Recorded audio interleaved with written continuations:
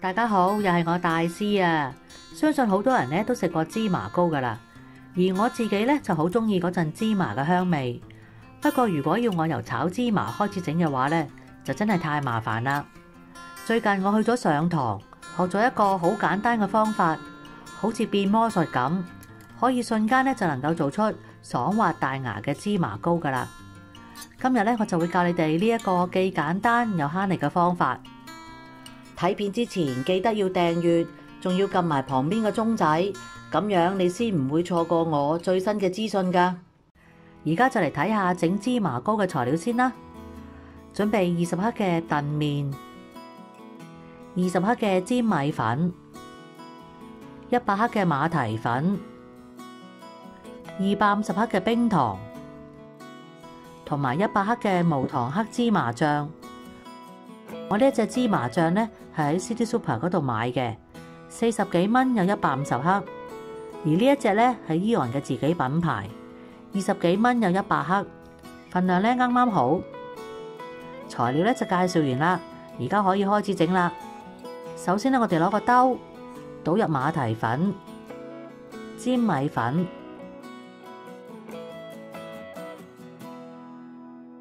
同埋燉麵。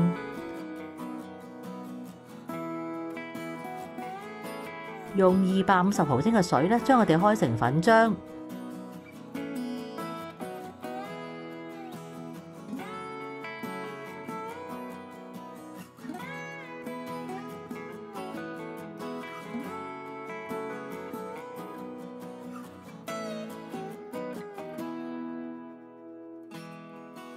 攪勻之後，靜止佢15分鐘。用750毫升嘅水煮溶啲冰糖。趁呢個時候，我哋準備定個糕盤，喺糕盤裏邊掃一層薄薄嘅油，然後喺入邊鋪一層保鮮紙，跟住再喺面掃多一層薄薄嘅油，咁就完成啦。好啦，啲糖呢已經煮溶晒啦，將啲芝麻醬加落去，煮到佢滾起。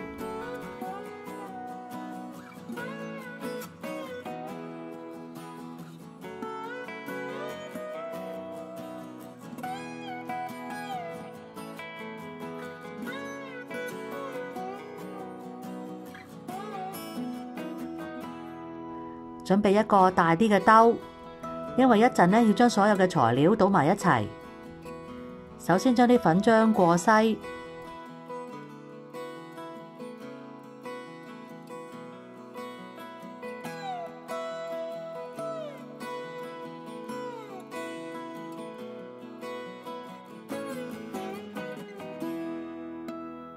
過完篩之後，仲要繼續攪住佢，唔好俾佢沉澱。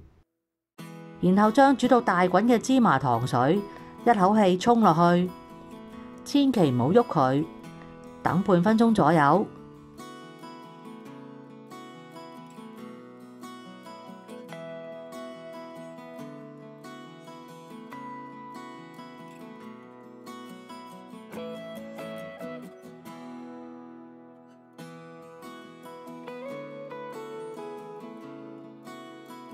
你會睇到個表面凝固咗，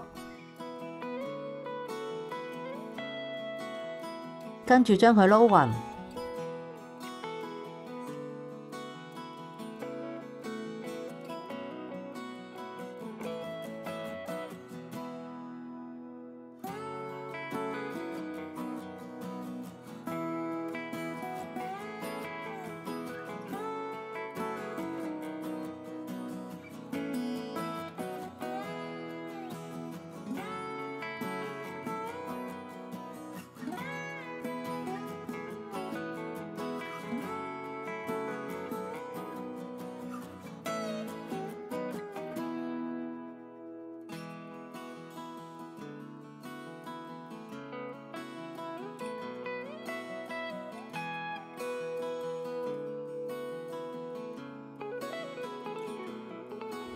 趁啲粉漿咧仲係流質嘅時候，就倒入個糕盤裏邊。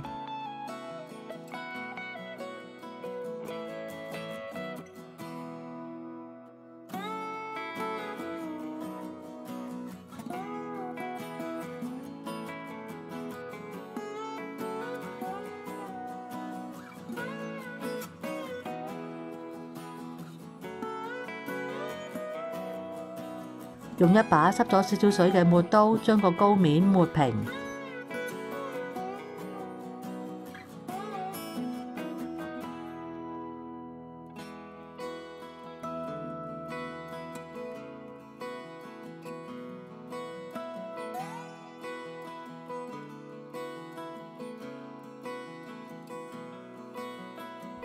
抹平咗之後，燉一燉佢，逼出多餘嘅空氣。用保鮮紙將成底膏包實，最好咧就包2層，咁樣咧先夠實淨，可以擋得住啲倒汗水。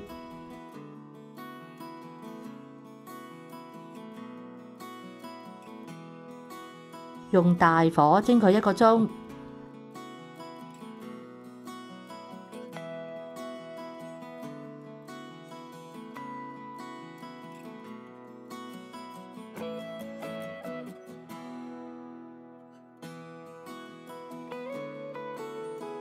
蒸好咧就攞支針吉下底膏，睇下熟未。冇粉漿黐住咧就可以啦。之後放喺個架上邊等佢攤凍。攤凍完之後就攞去雪。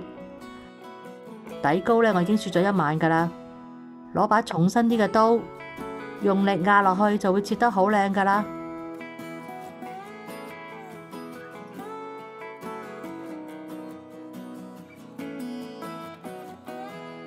啲底膏咧係用芝麻醬嚟到做嘅，一啲渣都冇，仲非常之爽口彈牙添。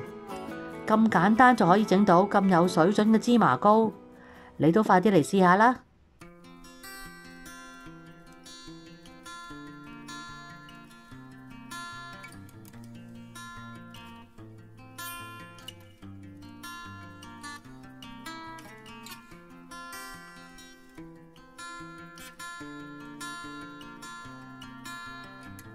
如果鍾意我嘅影片，就記得俾個 like 同埋訂閱我嘅頻道啦。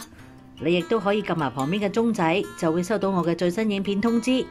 如果有問題想問嘅話，歡迎喺下面留個 comment，我會盡快覆你哋㗎啦。下次再見啦，拜拜。